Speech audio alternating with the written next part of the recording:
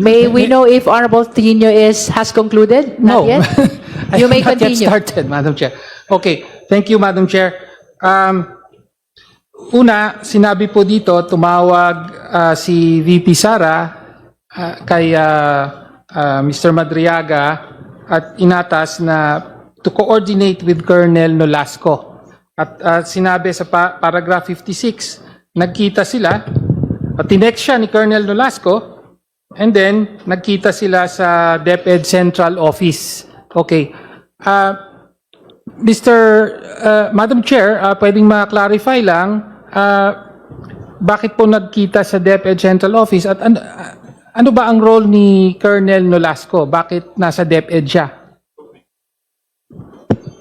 Honorable Tino, I lament that your question is a probing question already. Well, Madam Chair, is it... Maybe you can just ask the resource person to confirm if indeed Oo. Nolasco was there, they met in DepEd, but to go beyond what is contained in the supplemental affidavit would amount to probing already, testing the statement or the allegations contained No, in Madam the Chair, affidavit. actually, gusto ko lang pumalinaw, sino ba si Colonel Nolasco? Ano ang role niya? I mean, context. It's to provide... Okay, you may proceed. Thank you, Madam Chair.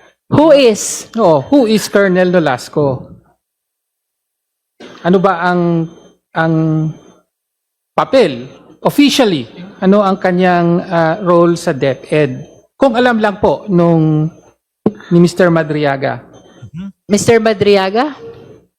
Baka taga-pick up pa lang ng pera, ano? Si Colonel Nolasco po nung time na nanalo po si BP Sara, ang sinabi po niya sa akin baka pwedeng lumipat na po siya ng BP-SPG nung nalaman niyang mag-separate na po. Sabi po niya sa akin baka pwedeng ipalipat mo na ako doon. Kaya po nailipat ko siya doon, then sinabi niya siya po daw ang inilagay as security officer Ayun. for DepEd.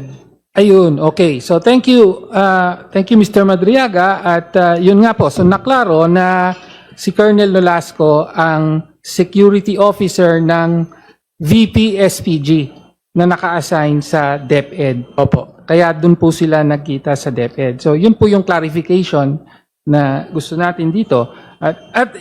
To further emphasize, member siya ng VP-SPG. Yung VP-SPG, yan yung Security ng Vice Presidente. Vice Presidential Protection and Security Group. Okay, thank you. Ngayon, ito naman, sabi nyo sa paragraph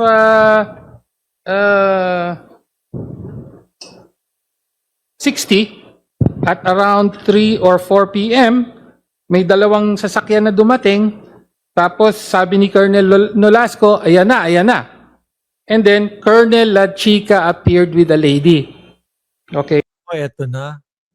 Kung maalala nyo po yung hearing doon, yung sila ano, yung mga matandang staff ng Vice Presidente na hindi makahinga o sumakit yung dibdib.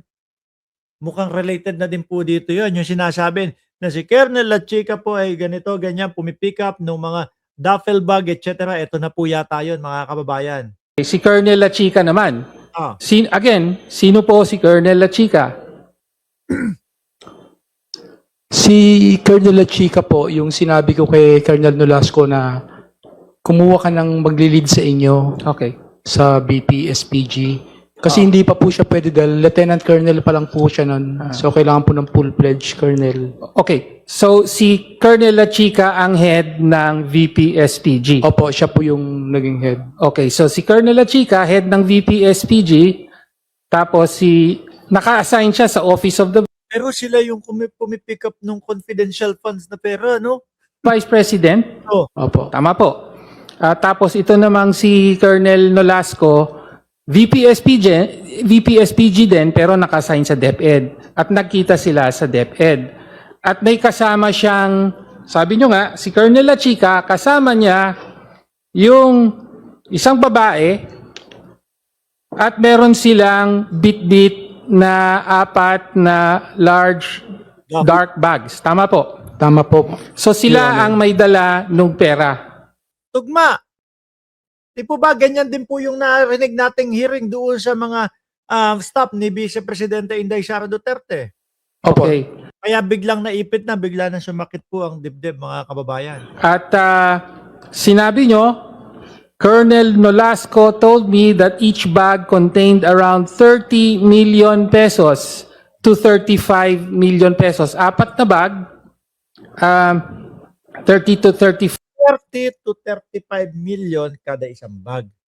Kung apat, 70, 140. Naglalaro sa 130 to 140 million. Ito na ba yung confidential funds? 5 million pesos. Opo. Okay.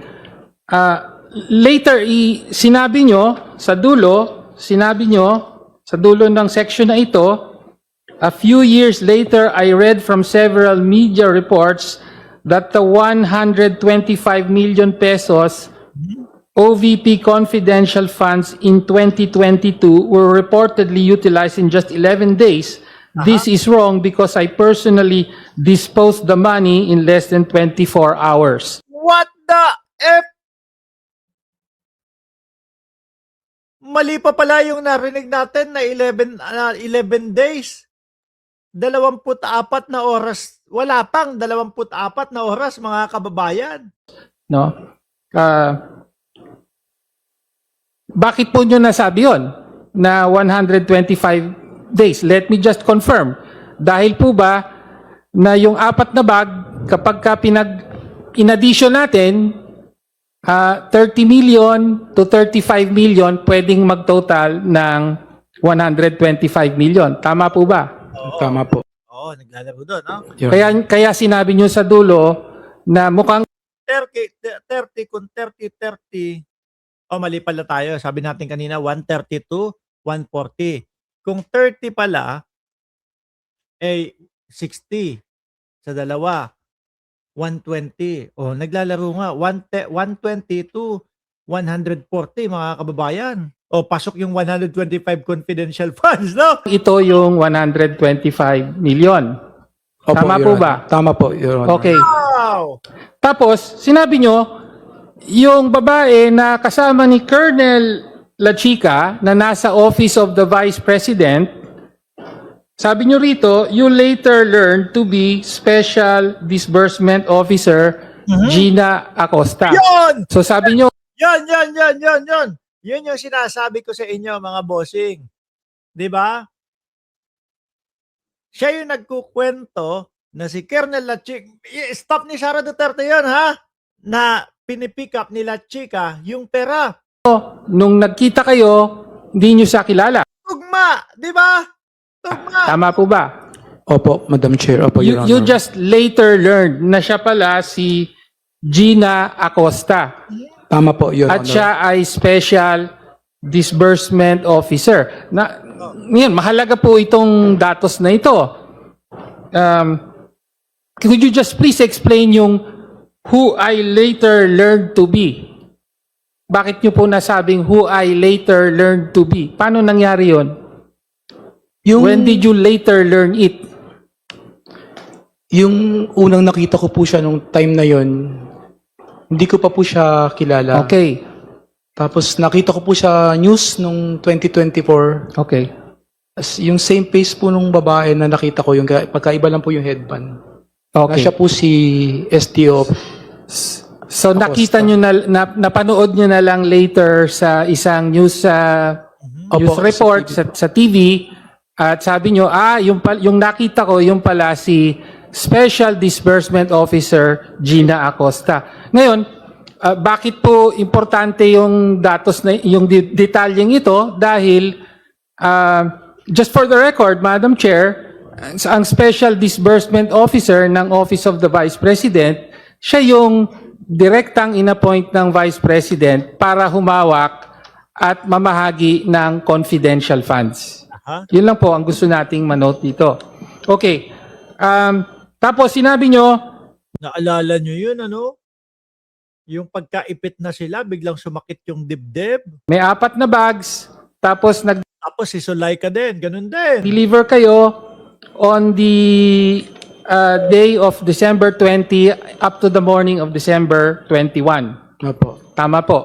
Okay. Importante rin po yung dates na yun, Madam Chair, kasi December 20 na-release, ayon sa COA, pwedeng ma-confirm ng COA later, doon na in cash pala. Doon na in cash. December 20 was the day on which the confidential funds, the 125 million peso confidential funds was encashed. That is your manifestation. Yes, it's a manifestation. Okay. Nagbibigay lang po tayo ng context dito sa statement, Madam Chair. Okay. Tapos, tama po ba na yung isang bag ay binigay nyo sa mga tauhan ng, sabi nyo, a politician, no, sa Kabuyao. Tama po ba? Kabuyao, Laguna.